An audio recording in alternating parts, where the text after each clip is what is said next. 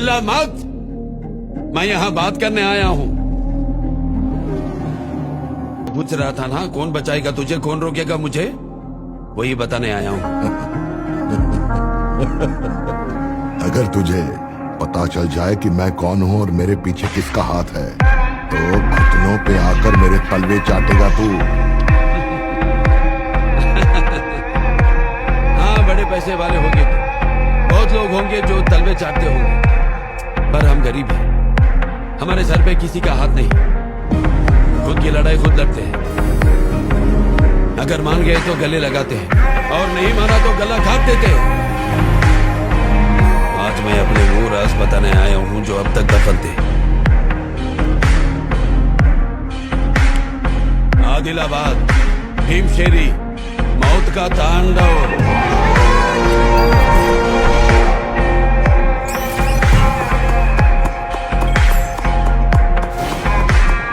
किसी पड़ोसी के सुनाने पर वो कहानी बन जाती, कोई आंखों देख के सुनाई तो इतिहास रचने वाला सुनाई तो आंखें बाहर आ जाती है।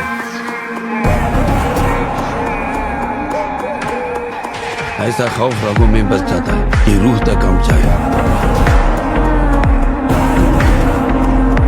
उस दिन उस जंगल का मंजर देख के सूरज की धड़कनें भी तेज हो गई।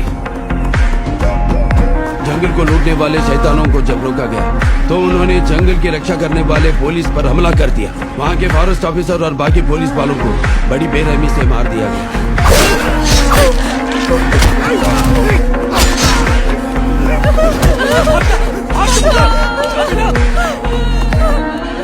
एक छोटा बच्चा घने जंगल में भागा इस उम्मीद में कि कोई तो होगा जो उसकी रक्षा के लिए आएगा।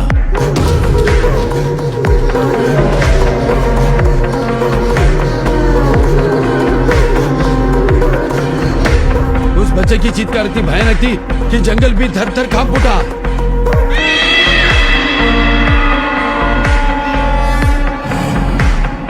मुझे उस जंग में शामिल होना पड़ा जो मेरी कभी थी ही नहीं।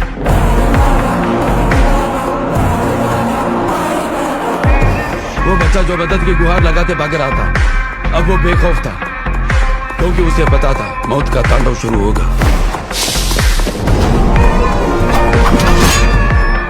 उस मासूम बच्चे की चीख सुनकर मेरे अंदर की काल महाकाल बनकर उन दरिंदों पर टूट पड़ा।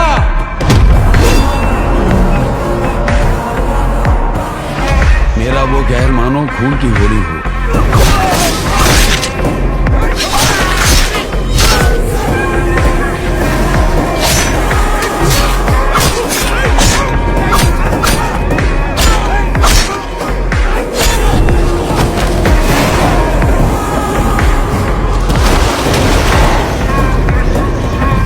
ऐसा शिकार किसी शेर ने भी नहीं किया होगा जो उस दिन मैंने किया उस जंगल में।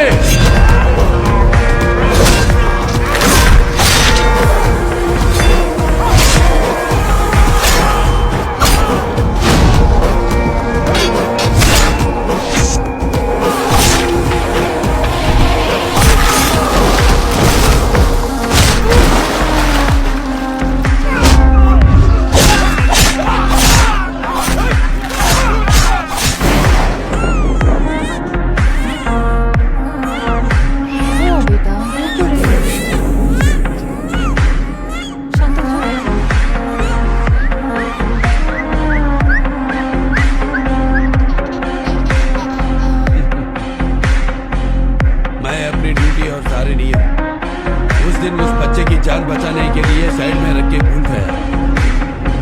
उस बच्चे को अपने सीने से लगा के बड़ा किया। सोचो अगर किसी ने उसके बाद भी बाका किया तो उसे छोड़ूंगा उसे।